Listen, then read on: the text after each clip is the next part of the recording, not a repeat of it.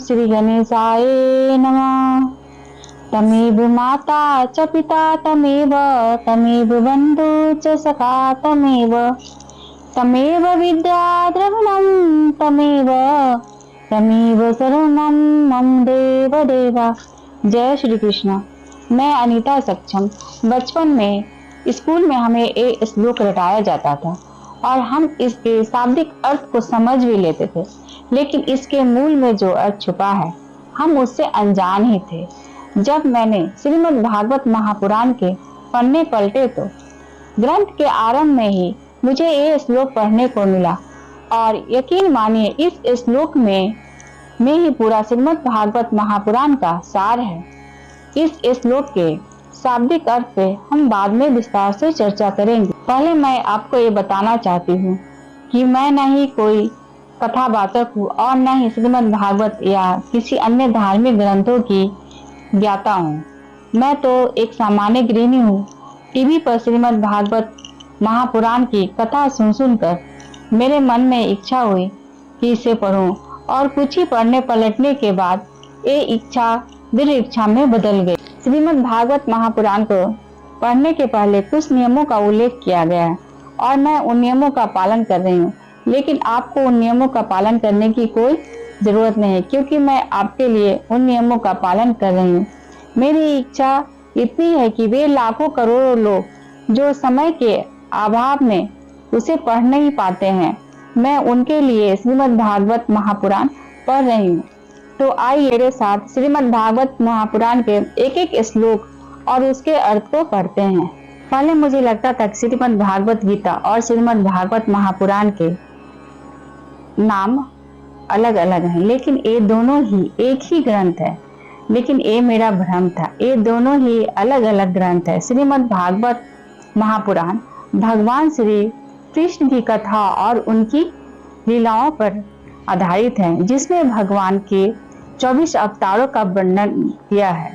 इस पर भी हम विस्तार से चर्चा करेंगे। पहले इस भ्रांति को मिटा लें कि श्रीमद् भागवत गीता श्रीमद् भागवत महापुराण ही है, नहीं, लेकिन श्रीमद् भागवत गीता एक महत्वपूर्ण धार्मिक ग्रंथ है जिसमें भगवान श्री कृष्ण ने अर्जुन को ज्ञान, कर्म, योग और भक्ति के बारे में बताया है, जबकि श्रीमद् भागवत महापुराण में मूल रूप से प्रेम और भक्ति पर ही ज्यादा जोर दिया है। एक प्रसंग में जब नारद जी कली के युग के आरंभ में पृथ्वी पर भ्रमण कर रहे थे तो उन्हें वृंदावन में भक्ति अपने यौवन अवस्था में मिली थी, जबकि उनके दोनों पुत्र ज्ञान और वैराग्य बूढ़े हो गए थे। इस पर भी हम बाद में विस्तार से चर्चा करेंगे, लेकिन यहाँ ये जानना जरूरी है कि नारद जी की ही प्रेरणा से महर्षि वेद व्यास जी ने श्रीमद् भागवत महापुराण की रचना की। इसका सीधा अर्थ है कि कली के युग में भक्ति ही वो मार्ग है जो आपको भगवान के निकट पहुंचाता है। कुल 18 पुराणों में श्रीमद् भागवत महापुराण को उच्च स्थान मिला है, क्योंकि आज हम जिस युग में है उसे कलयुग यानी कि कली का युग कहा जाता है और इस युग में भक्ति ही मोक्ष का मार्ग है। द्वापर काल के अंतिम चरण में श्री कृष्ण के बैकुंठ चले जाने के बाद विरह की ऐसी स्थिति पैदा हुई कि पांडव भाइयों ने स्वर्ग का रास्ता पकड़ लिया और उसी विरह से भक्ति का जन्म हुआ। उसी भक्ति से प्रेरित होकर राजा परीक्षित ने श्री कृष्ण के मंदिर का निर्माण किया था। भक्ति जब चरम सीमा पर पहुंचती है तो वो अपना मार्ग ढूंढने लगती है। जैसे नदियां जब उफान पर होती है तो उसे भी अपना मार्ग ढूंढना पड़ता है। इस तरह भक्ति की धारा भी दो मार्गों पर बहने लगी। पहला मार्ग प्रेम का होता है, दूसरा मार्ग ज्ञान और वैराग्य का। हम पहले ही जान चुके हैं कि कली के युग में ज्ञान और वैराग्य की क्या दुर्दशा हुई है, जबकि हम दोनों की माता होकर भी भक्ति अपने यौवन पर है। श्रीमद् भागवत महापुराण में भक्ति और प्रेम की यही अमृत धारा निरंतर बहती रहती है। श्रीमद् भागवत महापुराण में 12 स्कंद है और कुल 1800 श्लोक है।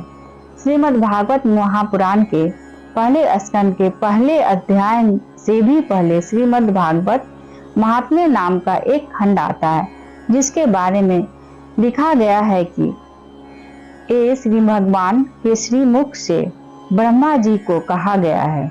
आइए अपने इस पहले वीडियो के पहले एपिसोड का आरंभ हम श्रीमद् भागवत महात्म्य से ही करते हैं। आइए मेरे साथ आप भी बोलिए, ओम नमो भगवते वासुदेवाय। लोक विख्यात श्रीमद् भागवत नामक पुराण का प्रतिदिन श्रद्धा युक्त श्रवण करना चाहिए, यही मेरे संतोष का कारण है। इस वीडियो में मैंने अपना परिचय दिया है, मैं आपके लिए क्या लेकर आने वाली हूँ इसे भी विस्तार में बताया गया है। अगले वीडियो में मैं प्रथम अध्याय के प्रथम श्लोक से श्रीमद् भागवत महापुराण और महात्म्य को पढ़ूंगी और आपको भी सुनाऊंगी। तो आप तैयार हैं मेरे साथ श्रीमद् भागवत महापुराण को पढ़ने के लिए? तो मेरे चैनल को सब्सक्राइब करें। मैं अनीता सक्षम शास्त्रों की ज्ञाता नहीं, एक सामान्य गृहिणी हूँ। जय श्री कृष्ण।